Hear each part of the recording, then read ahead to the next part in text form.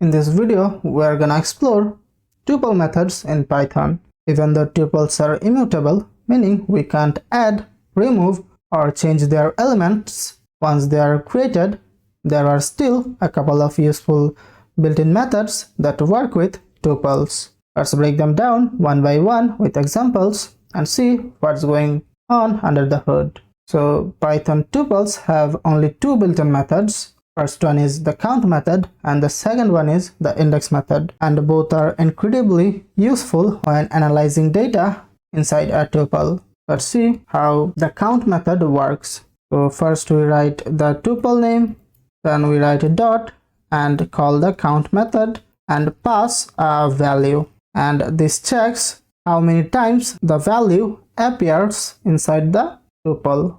So for example, we have a tuple called anime, and there, let's say we have Naruto, then One Piece, and again Naruto, then let's say Death Note, then let's say we have Bleach. Okay, now we want to check how many times Naruto is there inside the anime tuple. So for that, what we can do is we can write another variable to store that count. So I'm gonna write count anime equal, and after that we can write the anime tuple, then dot, we can write the count method, and we want to check how many times Naruto is there inside the tuple. So I'm gonna write here Naruto. Okay, after that I'm gonna write the print statement and pass count anime. So if I run the code, you can see it prints 2. That means Naruto is there inside the anime tuple 2 times. As you can see, 1, then 2. Okay. Now if I write here a Bleach and run the code, as you can see, it prints 1. That means Bleach is there inside the anime tuple for only once. We can do that with numbers as well. If I comment this out and take another tuple called numbers, and there, let's say we have these elements like 1, 2, 3, then again 2, 4, 5, 4, 6. Then what we can do is we can write the print statement, and there we can write numbers dot count, and we want to count how many times 2 appears in that numbers tuple. So if I run the code, you can see it prints 2. That means 2 is there in the numbers tuple for 2 times. If I give here 5 and run the code, it prints 1. That means 5 is there in the numbers tuple for only once.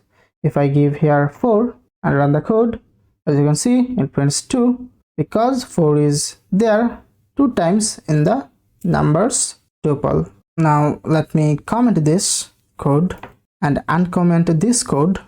By the way, to comment and uncomment, you can use the shortcut which is command and / in Mac and control and / in Windows. So after this, we can use the index method as well. So let's say we want to know the index of the element Bleach, and let's rename this variable to index anime.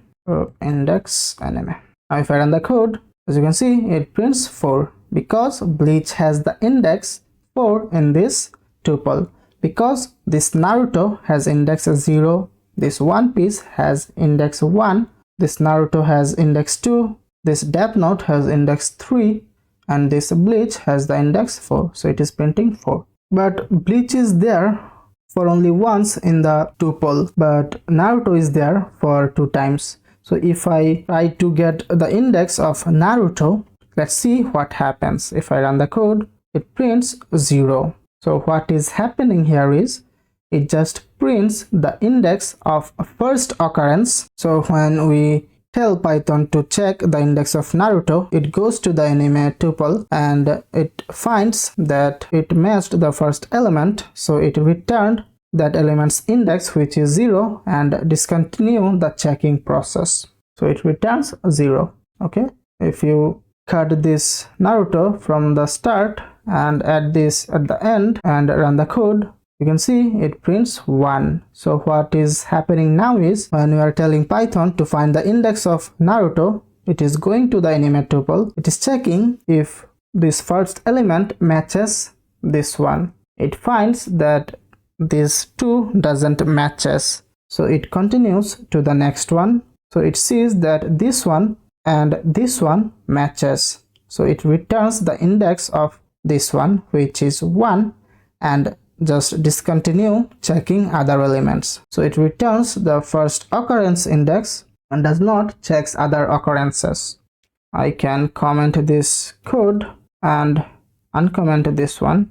So we can work with numbers as well. If I write here index method and pass 4 and run the code, it prints 4, because as you can see the first occurrence of 4 is here. So 1 has 0 index, then 2 has 1 index, 3 has 2 index, 2 has index 3, and this 4 has index 4. Okay, if I give here 6 and run the code, you can see it prints 7 because it has the index 7. And always keep in mind that it will match only the first occurrence. So as you can see, it returns the index of this element. Now let me comment this and take another tuple called fruits, and there we have apple, then banana, and then cherry. But if we try to print the index of orange, which is missing in the tuple, then let's see what happens. So I'm going to write fruits dot index and let's pass orange. And now if I run the code, you can see it throws error, x not in tuple, means it is not there inside the tuple, so there is no meaning that it will have any index there. So to handle this kind of scenarios, what we can do is we can delete that print statement and write a if block, and we can check if orange is there in fruits. Then we want to print fruits dot index, then pass orange, meaning if orange is there in the tuple, then only find the index of orange. If that is not there, we want to print not found. So if the element is not there, that will not have any index for sure. So if I run the code, now as you can see, it does not throw that squiggly errors but shows not found.